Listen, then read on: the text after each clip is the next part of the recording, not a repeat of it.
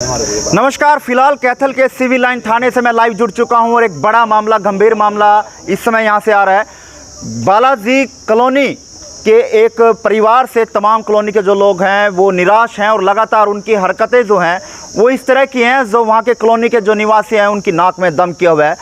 कल भी उनके कॉलोनी के निवासियों के द्वारा एक शेड जो है वो बैठने के लिए बनाया था, लेकिन उन व्यक्तियों द्वारा, जिस तरह से इनकी द्वारा कहा जा रहा है कि उस व्यक्ति द्वारा वो जला दिया गया है, लेकिन वो शिकायत लेकर फिलहाल तमाम जो कॉलोनी के निवासी हैं वो कैथल के सिविल लाइन थाने में पहुंचे। पूरा मामला क्या है वही फिलहाल जान लेते हैं कि क्या कुछ इनका कहना है। जी, क्या नाम है आपका? मोहित राठी जी, क्या कहना चाहेंगे, किस तरह का मामला है और क्या कुछ जानकारी है? देखिए, आज से 2 साल पहले लोगों की डिमांड पर कॉलोनी वासियों ने नगर पार्षद को निवेदन किया था कि यहाँ बुज़ुर्गों के बैठने के लिए और आने जाने वालों के लिए एक ऐसी व्यवस्था की जाए ताकि बुज़ुर्ग आराम से रिटायरमेंट के बाद यहाँ पर अपना मनोरंजन कर सके, समय अपना व्यतीत कर सके। एमसी साहब ने उस स्वीकार किया और 2 साल पहले यहाँ पर साइड बनाए थे बालाजी कॉलोनी सुभाष नगर में। एक साइड बालाजी कॉलोनी गली नंबर 4 के बाहर बनाए, जिस पर पूरा दिन लगभग 10-11 बजे के करीब बुज़ुर्ग आ जाते हैं। वहाँ पर अपना मनोरंजन वो करते रहते हैं, समय अच्छा व्यतीत वो करते रहते हैं। वहाँ पर लाइट की सुविधा व पंखे की सुविधा एमसी साहब ने लिख करके बिजली बोर्ड को भी दिया था उसमें कि नगर परिषद इसका बिल भरेगी। वो हमने भी व्यक्तिगत तौर पे नगर परिषद के सेक्रेटरी को लिख करके दिया था कि हमारा जो ये बिल है वो नगर परिषद भरेगी।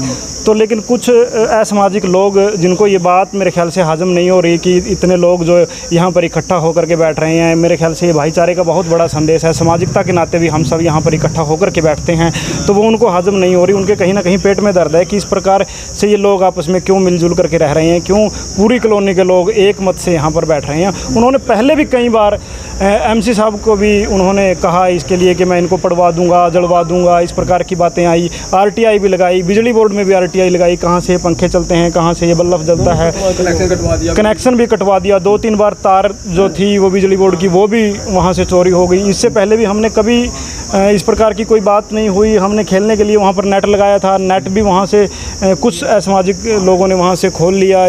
बच्चे बहुत निराश उस बात से हुए थे। आज जो मेन समस्या थी कि रात लगभग 10-10:15 बजे के करीब हम सब वहाँ बैठे हुए थे और घर की ओर जब गए तो उसके बाद में सुबह जब हमने देखा कि वहाँ पर कुछ असामाजिक लोगों ने गत्ते नीचे, तख्तों के नीचे गत्ते डाल करके उसमें आग लगा दी, जिससे वो सारा नीचे का जो सरकारी संपत्ति है वो सारी नीचे से जल गई और बहुत कमज़ोर होगी। बैठने लायक वो तख्त मेरे ख्याल से अब रहे नहीं।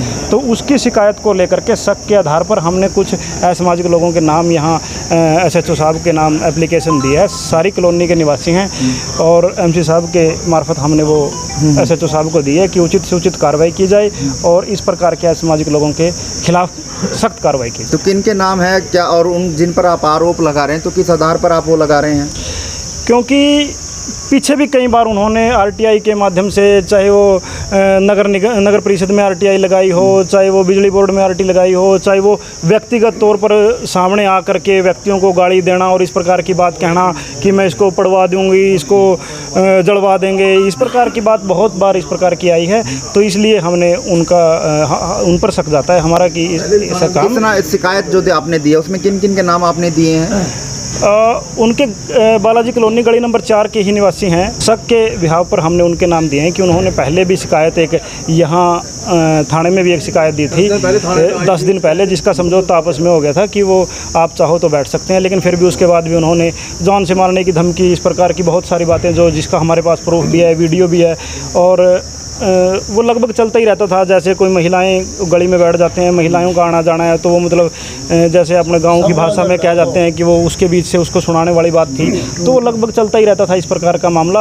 उन्होंने कई मार्फत उन्होंने कहा कि इसको जलाएंगे, पढ़वाएंगे, इसको हम ये करेंगे, वो करेंगे, इस प्रकार की बातें आती रही थी। इसके लिए हमें शक होता है कि इस प्रकार की अप्रिय घटना तो यही लोग कर सकते हैं। चलिए, और भी लोग मौजूद। अंकल जी, क्या नाम है आपका? करमजीत संधू। कहाँ से हैं?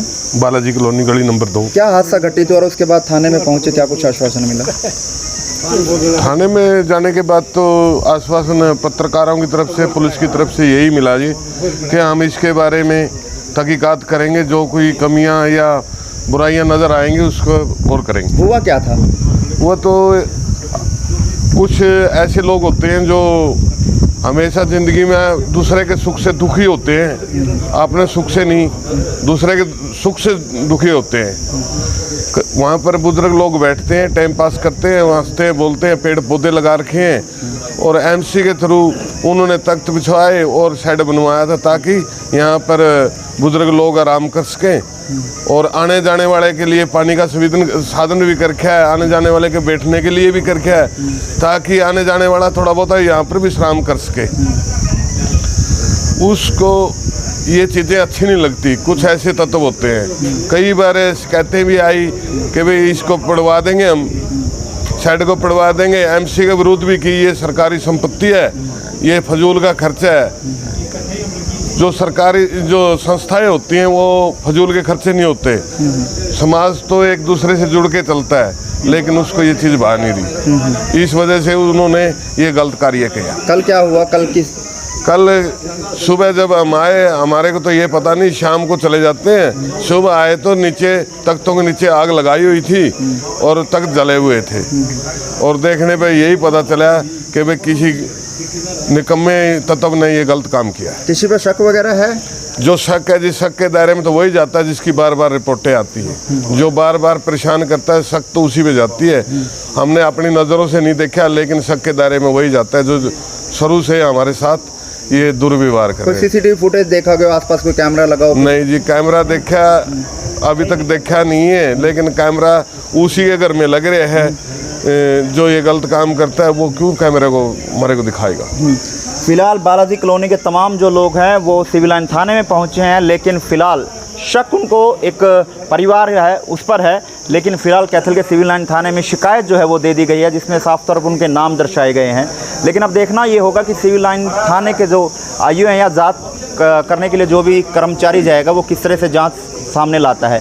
लेकिन फ़िलहाल जो आरोप इनके द्वारा लगाए जा रहे हैं हम उनकी पुष्टि नहीं करते, क्योंकि फ़िलहाल एक पक्ष आरोप लगाता हुआ नज़र आ रहा है, वो भी शक के बिना पर आरोप लगाता जा रहा है। क्योंकि इनके द्वारा ये कहा जा रहा है कि काफ़ी समय से वो लोग जो है परेशान करते हुए नज़र आ रहे हैं। सर, क्या कहना चाहेंगे और किस मामले को लेकर आप आए हैं और किस तरह से आपको शक है उन पर? सर, मामला तो आपको बता दिया गया है, लेकिन उस परिवार का ऐसा काम है कि हर किसी कॉलोनी वासी को परेशान करते रहते हैं किसी न किसी बात पे। कभी किसी बात पे टोक लिया, कभी बच्चों को खेलने से हटा दिया या कह दिया कि तू इस गली से क्यों निकल रहा है, उस गली से क्यों नहीं जा रहा है। उन्होंने हर किसी को परेशान कर रखा है। किसी के घर में शादी हो तो वहाँ डीजे नहीं बजने देते, कहते हैं हमें तो हार्ट की प्रॉब्लम है।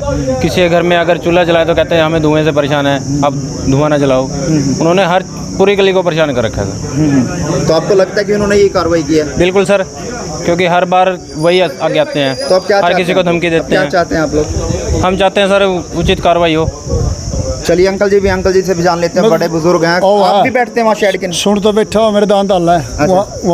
चलो, लेकिन फिलहाल सभी की बात हम लगातार दिखा रहे हैं, लेकिन आरोप जो है वो लगाए गए हैं, शक के दायरे में है। लेकिन पुलिस जांच में पता लगा कि आखिर ये एप्लीकेशन जो है वो दी गई है और इस एप्लीकेशन में तमाम जो है वो नाम दर्शाए गए हैं जिन व्यक्तियों पर इनका शक है। लेकिन साफ तौर पर एमसी जो पूर्व पार्षद रहे हैं उनकी ओर से ये शिकायत जो है वो दी गई और तमाम जो उस कॉलोनी के जो निवासी हैं वो इनके साथ पहुंचे हैं। लेकिन पुलिस को देखना है कि अब जांच में क्या कुछ निकल कर आएगा। लेकिन हम सिर्फ अपने चैनल के माध्यम से उन सभी लोगों से ये अपील करते हैं कि आप आपसी भाईचारे को ख़राब ना करें। अगर आपके बीच में कोई मनमुटाव है तो उसको बैठकर, एक तख्त पर बैठकर उसको निपटाने का काम करें, ताकि भाईचारा जो है वो बना रहे और किसी तरह की ये अनहोनी जो हुई है वो ना होए और भाईचारा लगातार बनता रहे।